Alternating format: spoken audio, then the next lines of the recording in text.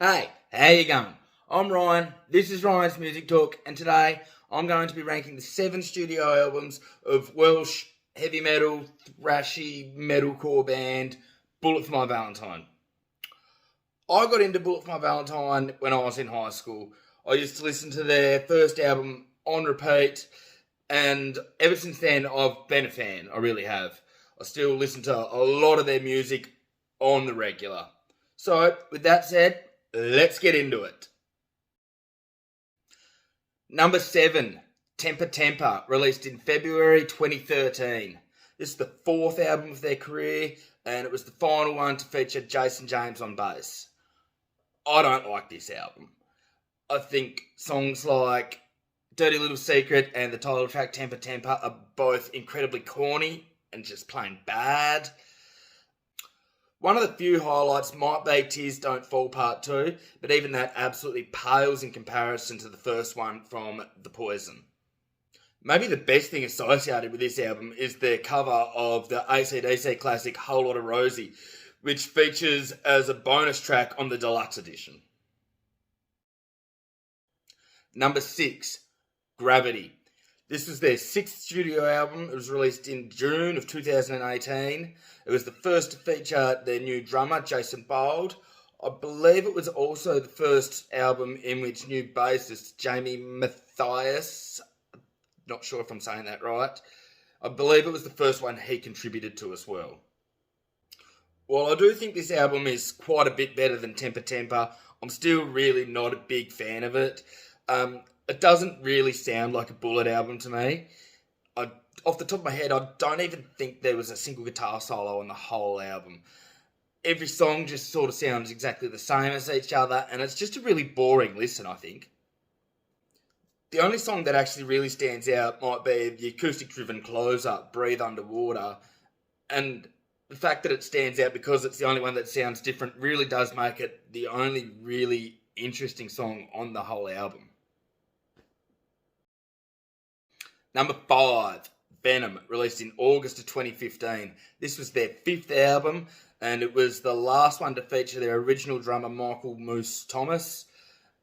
While Jamie Mathias was actually credited on this album, I don't believe he actually performed on it, with Matt Tuck taking not just his usual rhythm guitar and vocals, but also recording the bass as well.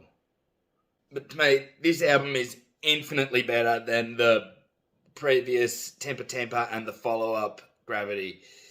The track You Wanna Battle, Here's a War, I think is by far the best song on any of the 3 albums I've covered so far.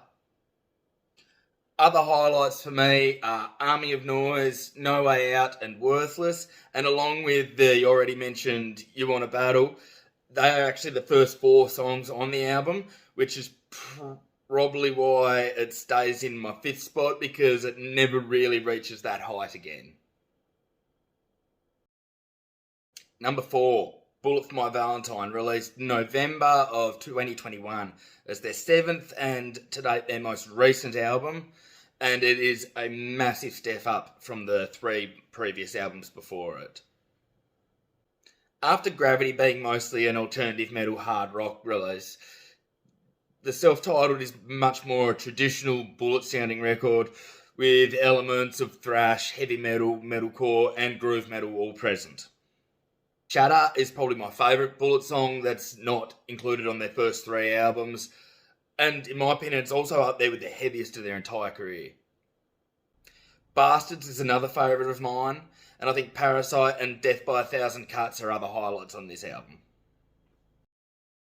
Number 3, Fever, released in April 2010. It was their 3rd album, and I really enjoy this record. The opener, Your Betrayal, is one of my absolute favourites in their entire catalogue, and I think the minute or so intro to that song is just an absolutely perfect way to kick off the album.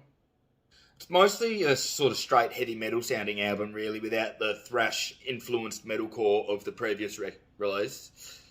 There's plenty to like about this record. Fever and The Last Fight are great tracks, while I feel like Alone features quite a bit of Iron Maiden influence and is another real highlight. Number 2, The Poison, released in October 2005. This was their debut record, and for the most part, it's just a straight metalcore album. While it's by no means a perfect album, this is a lot of fun, and it is absolutely packed with bullet classics, like Four Words to Choke Upon, Suffocating Under Words of Sorrow, Cries in Vain, and a favourite of all 2000s emo kids, Tears Don't Fall.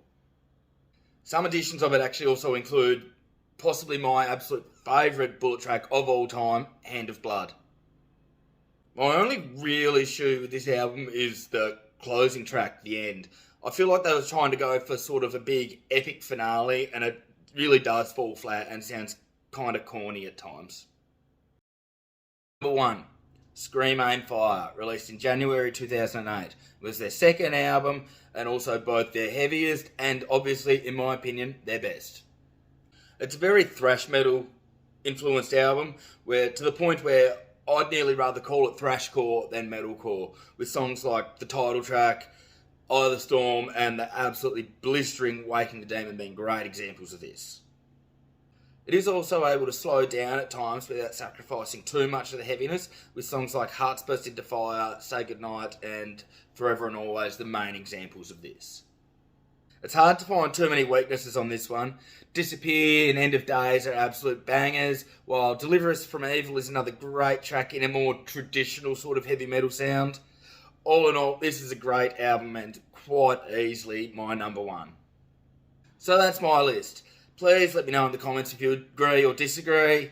If you enjoyed this, please like and subscribe, and I'll see you next time.